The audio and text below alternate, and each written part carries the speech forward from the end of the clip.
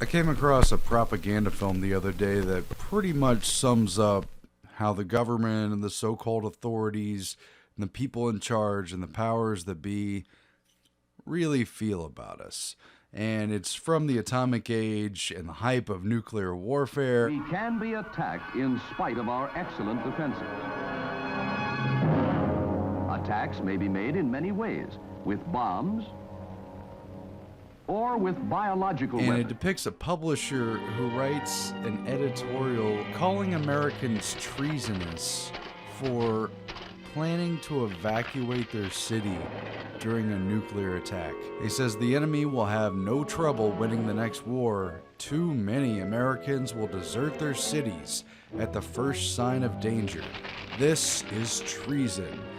And they go through letters from the public in this fictitious archive film. Well, listen to one of these letters to the editor. Dear editor, your call for civil defense volunteers was nonsense. If this city is attacked, my plans are made and they don't include waiting around to get killed. I'm going to take my family to a place in the country where we'll be safe. I think I'm as patriotic as the next guy, but I'd be pretty dumb to remain in the city when those bombs start falling. We must make them realize there must be no taking to the hills. It's pushing them into something pretty close to treason. Thank God most people don't feel that way. But enough of them do to make it a serious problem. I'm hauling out to the countryside. I love my country, but I'm not going to get blown up for it.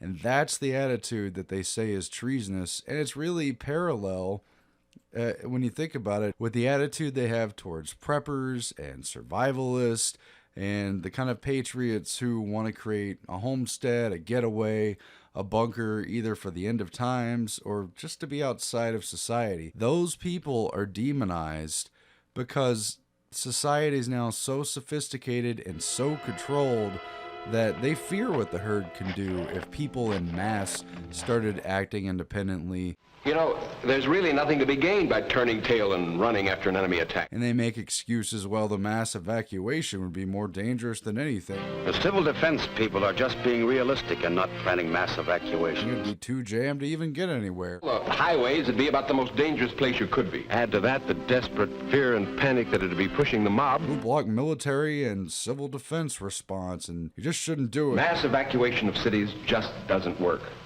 Most people don't know They that. show bombed out buildings in European cities that were decimated in World War II. I saw miles after miles of refugees trying to get away from cities under attack. All they did was choke up the road. And praise the people who stayed there and endured People it. didn't even want to leave their city. Most of those who did leave soon began trickling back into town. Tell the American people that's what they're expected to do as well. What is your job? After an attack, our first responsibility will be to get back to our jobs. What should you do? Look for cover, the nearest cover. Civil defense teams will go into action immediately. If you're home, you've work to do. Doing a good job means simply following the rules in an alert or an attack. They'll tell you to duck and cover, and they'll even tell you to gather, at least in the 60s, in the mass underground shelters for the city. Go to the shelter area you've been assigned. Head for a shelter area. Wait for the all clear. Be calm.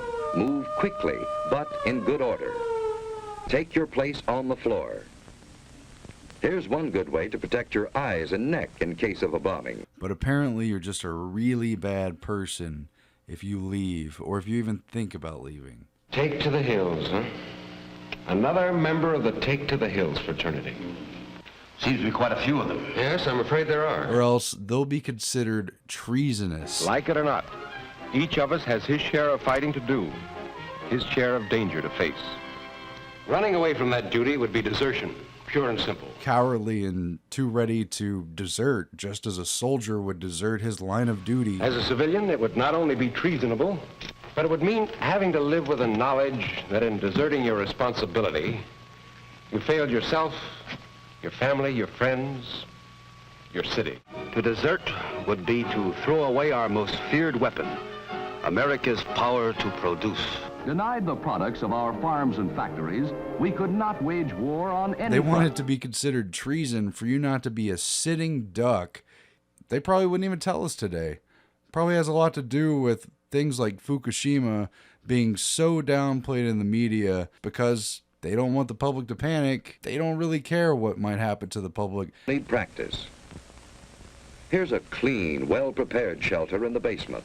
Think about today with the threat of terrorism, it's almost the same thing. You got Homeland Security telling people, yeah, you need to be prepared. They have other emergency supplies too. A flashlight, a well-equipped first aid kit, Duct tape your windows and have 3 days of food. a few cans of food, a good supply of water, blankets. But the government is not going to tell you to become self-reliant. The government's not going to tell you to go off-grid. No, that's not the message. We know that mass evacuation can never be permitted if only for one reason. Every able-bodied person is needed in the city before as well as after an They attack. want people to be helpless and honestly ready to go to the FEMA centers in the worst case scenarios after the 3 days of food are up.